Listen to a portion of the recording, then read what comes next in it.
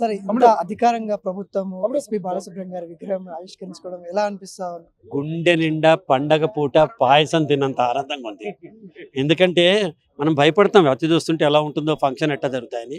బాలుగారి programme ఇంత అద్భుతంగా జరగటం, గౌరవ లాంఛనాలతో, ప్రభుత్వ లాంఛనాలతో వెంకయ్యనాయుడు గారు, దత్తాత్రేయ గారు, శ్రీధర్ బాబు గారు, పార్టీలకు అతీతంగా, ప్రాంతాలకు అతీతంగా, భాషలకు అతీతంగా ఉన్న ఏకైక ఆస్తి బాలుగారు. సో వారి పండగ జరిగినందుకు, అందులో నేను కూడా పెద్ద పాలేరులో ఉన్నందుకు నాకు ఆనందంగా ఉంది. అంటే ఈ రోజు బాలుగారు మొదటిగా పాట పాడిన రోజు అని కూడా చెప్తా ఉన్నారు. అవునండి. ఈ రోజే ఇలా సెలబ్రేషన్ చేసుకోవడం అవుట్ ఆఫ్ ఇట్. అంటే అందుకనే ఇది ఫిక్స్ చేశారు. డిసెంబర్ 15 బాలుగారు శ్రీ మర్యాద రామన్న కథలని పద్మనాభం గారి సినిమాలో ఫస్ట్ పాట కోదండపాణి గారి దర్శకత్వంలో పాడారు, సంగీత దర్శకత్వంలో. ఆ రోజు పాడిన పాటతో పాటు ఆ రోజు ఆయన్ని స్టూడియోకి తీసుకెళ్లిన, సైకిల్ మీద తీసుకెళ్ళిన ఆయన మిత్రుడు మురళి గారికి కూడా ఇందాక సన్మానం చేయడం జరిగిందనమాట. సో ఇదొక సెలబ్రేషన్స్.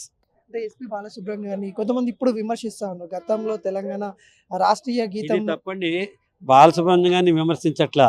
బాలసుబ్రహ్మణ్యం గారి ఒక భావాన్ని, ఒక ఎమోషన్ని, వీళ్ళు ఎమోషన్తో సింకు కాలేదు కాబట్టి ఆ రోజు అలా అన్నారని అంటున్నారు తప్ప, బాలుగారిని అన్నవాళ్ళు కూడా, వాళ్ళు కూడా చాలా మంచివాళ్ళు.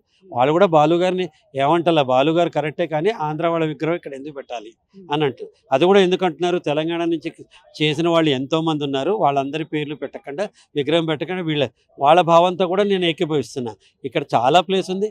రవీంద్ర భారతి కళాకారుల పుట్టిల్లు, తల్లి ఒడి అలాగో తెలంగాణలో రవీంద్ర భారతి ప్రాంగణం అలాంటిది. 65 ఏళ్ళు ఈ ఈ బిల్డింగ్కి. నాకు 65 ఏళ్ళు. నేను 5వ సంవత్సరం నుంచి రవీంద్ర భారతిలో యాక్ట్ చేస్తున్నా, హైదరాబాద్లో పుట్టి పెరిగా కాబట్టి నేను వాళ్ళతో వ్యతిరేకించట్లా.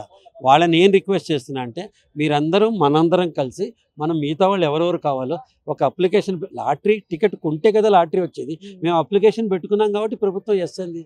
మనం కూడా పెట్టుకున్నాం, ఎవరికి కావాలంటే వాళ్ళకి ప్రభుత్వం ఎస్ అంటుంది. మళ్ళీ అది కూడా స్థాపించవచ్చు కదా. ఇది there is a procedure, there is a process. అదొక్కటి గుర్తుపెట్టుకోమని రిక్వెస్ట్ అంటే చేస్తాను. ఎస్పి బాలసుబ్రహ్మణ్యం గారికి ప్రాంతీయ భేదం ఉంది. స్వరాష్ట్రం అనే పదం పలకడానికి తను ఇబ్బందిగా ఫీల్ అయ్యారు. రాష్ట్ర గీతం పాడలేదు. మరోలా అనుకోవద్దు. మీరు విన్నారా, నేను విన్నాను ఆ మాట? వీళ్ళ జరుగుండొచ్చు, జరగపోయి ఉండొచ్చు. జరుగుంటే ఆ రోజు ఆ క్షణంలో ఆయన భావోద్వేగం అయి ఉండొచ్చు. ఓరా ఎదవా అని కొడుకునంటే ఆయన కొన్ని ఇంట్లోంచి పొమ్మని కాదు కదా, ఆ క్షణంలో ఆయన వ్యక్తిగతం అయి ఉండొచ్చు, కాకపోయి ఉండొచ్చు. అప్పుడు జరిగింది కదా అని తర్వాత పట్టుకుపోయి ఉండొచ్చు. 40 ఏళ్ల నుంచి బాలు గారికి సొంత ఇల్లు హైదరాబాద్లో ఉంది. 82వ సంవత్సరం బాలుగారు, నేను మోటార్ సైకిలే ఉండేది, నేను అజంపురాలో ఉండేవాడిని. బాలుగారు అశోక్ హోటల్లో దిగితే నాతో పాటు మా ఇంటికి రమ్మంటే కారు లేకపోతే మోటార్ సైకిల్ హైదరాబాద్ గలీలంతా తిరిగి వచ్చారు. ఆయనకి నాకు తెలిసి ఇట్లాంటి అభిప్రాయ భేదాలు లేవు. వీళ్ళ మనసు ఎందుకు బాధపడింది అన్నది వాళ్ళకి తెలియాలి.